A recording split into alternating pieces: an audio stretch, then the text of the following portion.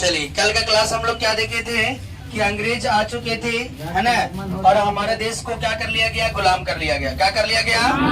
गुलाम कर लिया गया, है ना। हमारे देश को गुलाम करने के लिए बहुत सारे नीति को है ना अपनाया गया था अंग्रेजों के द्वारा। उसके बाद हम लोग देखे थे कल प्लासी का युद्ध देख लिए थे, बक्सर का युद्ध देख लिए थे।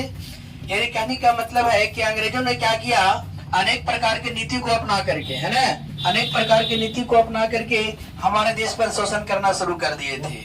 तब जाकर के आपको पता होना चाहिए हमारे भारतीयों में राष्ट्रवाद की भावना जगी। राष्ट्रवाद की भावना कैसे जगी? क्योंकि वो क्या कर रहे थे, सबसे पहले आपको पता होना चाहिए कि अंग्रेजों के प्रति जो असंतोष जगा वो बहुत सारे कारण था, है ना। सबसे पहले आपको पता होना चाहिए हमारे देश में अंग्रेज क्या कर रहे थे कि अनेक नीतियों का पालन कर रहे थे। किसानों पर लगान का बोझ, है ना, मजदूरों को कम मजदूरी देना, और सबसे बड़ी काम कि छोटे छोटे जो कुटीर उद्योग चल रहे थे यहाँ पर नष्ट हो गया था। क्योंकि आपको पता होना चाहिए बेटा यहाँ क्या हो रहा था। सबसे बड़ी बात, अंग्रेजी यहाँ क्या कर रहे थे, यहाँ जो उत्पादन कपास होता था, कपास से वस्त्र बनता है, तो उस उत्पादन कपास को क्या करते थे वे ना इंग्लैंड भेज देते थे। और वहाँ की सरकारें क्या करती थी कि उन पर टैक्स न लगा करके, है ना, सस्ते दरों पर कपड़ा बना करके इंडिया आता था और यहाँ सस्ते दामों में बिकती थी, है ना। जिससे यहाँ के कारीगर क्या हो गए थे, है ना, बेरोजगार हो गए थे। तो इन्हीं बातों को लेकर के अब भारतीयों में राष्ट्रवाद की भावना जग रही थी। तो इस राष्ट्रवाद को आगे बढ़ाने का काम सबसे पहले गांधी युग से स्टार्ट हुआ, महात्मा गांधी, है ना बेटा। तो आज हम लोग को देखना है गांधी युग। क्या देखना है? गांधी युग। तो सबसे पहले देखिए, आपको पता होना चाहिए कि गांधी युग स्टार्ट इनके जन्म से लेते हैं हम। महात्मा गांधी का जन्म 2 अक्टूबर 1869 ईस्वी को गुजरात के पोरबंदर जिला के कठियावाड़ गांव में हुआ था, है ना। कठियावाड़ गांव में हुआ था। इनका पूरा नाम मोहनदास करमचंद गांधी, पिता का नाम है करमचंद गांधी, माता का नाम पुतलीबाई, पत्नी का नाम था कस्तूरबा गांधी, है ना। हाँ, कस्तूरबा से ब्याह हुआ था जाकर के 1883 ईस्वी में। कितना ईस्वी में? 83 ईस्वी में, है ना। महात्मा गांधी बचपन से ही क्या थे बेटा, एक मेधावी छात्र थे। कैसे थे? मेधावी छात्र थे, है ना। आपको पता होना चाहिए ये आरंभिक शिक्षा पूरी होने के बाद 1888 ईस्वी में, कितना ईस्वी में बेटा? हाँ, 1888 ईस्वी में ये कानून की पढ़ाई करने के लिए, किसकी पढ़ाई करने के लिए? हाँ, कानून की पढ़ाई करने के लिए लंदन गए। कहाँ गए? लंदन गए। समझ गए बात को? कहाँ गए बेटा? लंदन। उसके बाद जब वहाँ कानून की पढ़ाई पूरी हुई, है ना, कानून की पढ़ाई जब पूरी हुई तो कानून की पढ़ाई पूरी होने के बाद ये 1891 ईस्वी में, कितना ईस्वी में? 1891 ईस्वी में ये भारत लौट आए। कहाँ लौट आए बेटा? भारत लौट आए, है ना। आपको बता दे कि इनका 4 संतान भी था। इसको भी याद रखे, कोई पूछता है ना।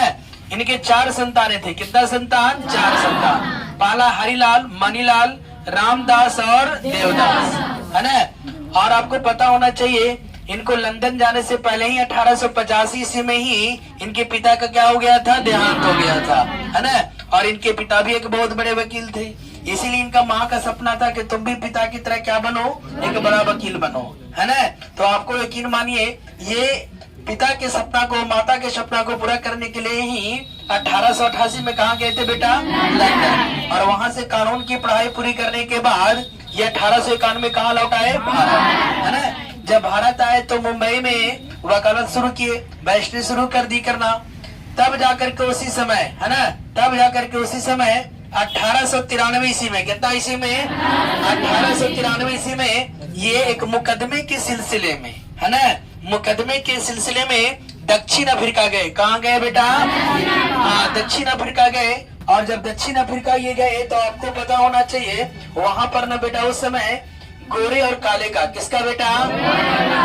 गोरे और काले का भेदभाव चल रहा था, है ना। जब गोरे और काले का भेदभाव चल रहा था तो जब दक्षिण अफ्रीका गए तो इनके साथ भी गोरे काले का भेदभाव किया गया था।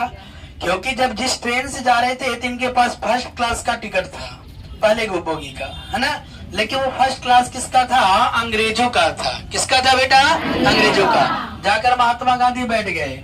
एक गोरा आया, इनको क्या बोला कि जाओ तुम पीछे, है। लेकिन इन्होंने कहा कि मेरे पास तो टिकट है, मुझे बैठने का अधिकार है। लेकिन आपको यकीन मानिए इन्हें जबरदस्ती क्या कर दिया गया? वहां से हटा दिया गया, है ना। उसके बाद दक्षिण अफ्रीका गए। वहां जाने के बाद भारतीयों को एकत्रित करके आंदोलन चलाया। इनका जो आंदोलन हुआ करता था वो सत्याग्रह है ना, सत्याग्रह चलाया था। क्या चलाया था बेटा? सत्याग्रह। तो सत्याग्रह क्या थी बताते हैं। उसके पहले देखिए वहां आपको पता होना चाहिए जब इन्होंने क्या किया, दक्षिण अफ्रीका में गोरे काले के भेदभाव के प्रति जब सत्याग्रह चलाया तो वहां की सरकार ने क्या किया, इनको जेल है ना, जेल कारावास दे दिया। तो फिर भी ये जेल में से ही वहां से आंदोलन किए है ना, और भारतीयों को सपोर्ट किए। तो इस प्रकार से आपको पता होना चाहिए बेटा, वहां अपने है ना दक्षिण अफ्रीका में भी सरकार को झुकाने में और गोरे काले को भेदभाव को समाप्त करने में सफल हुए है ना। और उसके बाद 1915 ईस्वी में, कितना ईस्वी में? 1915 ईस्वी में ये भारत लौटा है। कहाँ लौटा है बेटा? भारत लौटा है। तो सबसे पहले हमको देखना है गांधी जी की सत्याग्रह की अवधारणा क्या थी। गांधी जी की सत्याग्रह की अवधारणा क्या थी? कहता है गांधी जी की सत्याग्रह की अवधारणा सत्य और अहिंसा पर आधारित थी। सत्य और अहिंसा पर आधारित था। क्यों? क्योंकि इनका मानना था कि सच्चे उद्देश्य की प्राप्ति के लिए और अन्याय के विरुद्ध संघर्ष करने के लिए शारीरिक शक्ति की आवश्यकता नहीं है, बल्कि सत्य और अहिंसा के आधार पर भी अपने शत्रु को पराजित किया जा सकता है। समझ गए? यानी इनका जो सत्याग्रह था बेटा वो सत्य और अहिंसा था। क्या था बेटा? सत्य और अहिंसा। सत्य और अहिंसा के आधार पर ही ये आंदोलन चलाते थे है ना, और इसी के आधार पर उन्होंने देश को आजाद भी किया। लेकिन आपको पता होना चाहिए जिस समय 1915 ईस्वी में 1915 ईस्वी में जब महात्मा गांधी जब भारत लौटे, कहाँ लौटे बेटा? भारत लौटे। समझ गए बात को? भारत लौटने के बाद उसके बाद उस समय हमारे देश में यानी पूरा विश्व में एक युद्ध स्टार्ट हो गया था जिसका नाम था प्रथम विश्व युद्ध। क्या नाम था बेटा? प्रथम विश्व युद्ध है ना। तो प्रथम विश्व युद्ध स्टार्ट कब हुआ था? 1914 और समाप्त कब हुआ था? 1918 है ना। तो उस समय प्रथम विश्व युद्ध को लड़ने के लिए दो गुटों का निर्माण किया गया था। एक था मित्र राष्ट्र, एक था मित्र राष्ट्र और दूसरा था केंद्रीय शक्तियां। दूसरा क्या था? केंद्रीय शक्तियां है ना। एक था मित्र राष्ट्र, दूसरा केंद्रीय शक्तियां। मित्र राष्ट्र की तरफ से ही ब्रिटेन लड़ रहा था, अंग्रेज लड़ रहे थे और अंग्रेज हमारा देश का उपनिवेश था। समझ गए बात को?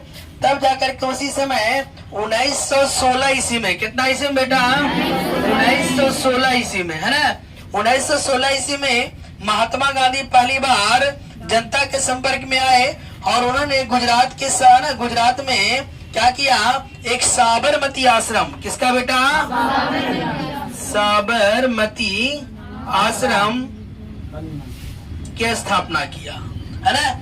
और इनकी पहली क्रांति होगी 1917 चंपारण सत्याग्रह है ना। हाँ, तो यानी जनता के संपर्क, अब इंडिया के संपर्क में आना शुरू कर दी है ना।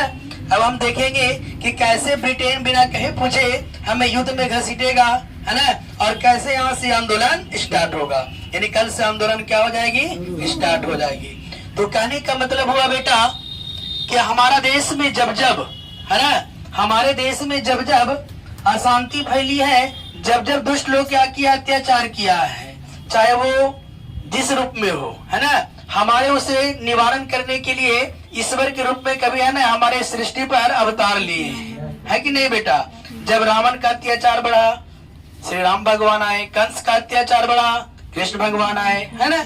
और जब अंग्रेजों का अत्याचार बढ़ा तो जवाहरलाल नेहरू, पंडित है ना, महात्मा गांधी, बहुत सारे ऐसे स्वतंत्र सेनानी आए है ना, और हमारे देश को क्या किया? आजाद किया। यानी कहने का मतलब है हमारा देश महान था और महान है और है ना। जब जब संकट आएगी ईश्वर किसी न किसी रूप में आकर के इसका निवारण जरूर करते हैं है ना। देखिए यहाँ पर एक छोटा सा सॉन्ग है जो आप लोग को सुनाते हैं। सॉन्ग इस प्रकार है, हमारो देशवा महान गे मई, हमारो देशवा महान, हमारो देशवा महान गे मई, हमारो देशवा महान। इही देशवा में राम जी अइलन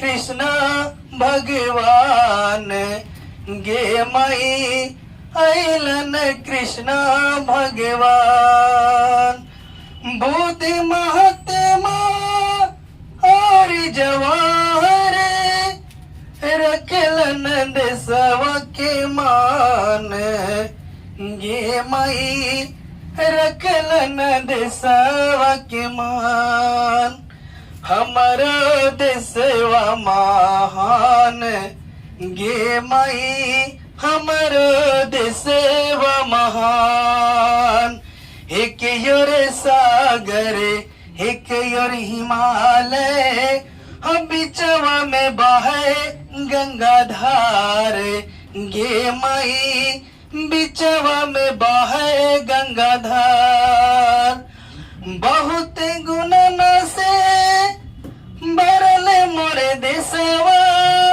हो कहवल कराऊ खान गे माई कहवल कराऊ बखान हमारो देशवा महान गे माई हमारो देशवा महान राम रावण मरले भविष्य तारले हो कंस के कृष्णा भगवान गे माई कंस के कृष्णा भगवान बहुत गुणन से मरले मोरे देशवा अब नहीं करब बखान गे माई अब नहीं करब बखान हमर देशवा महान गे माई हमर देशवा महान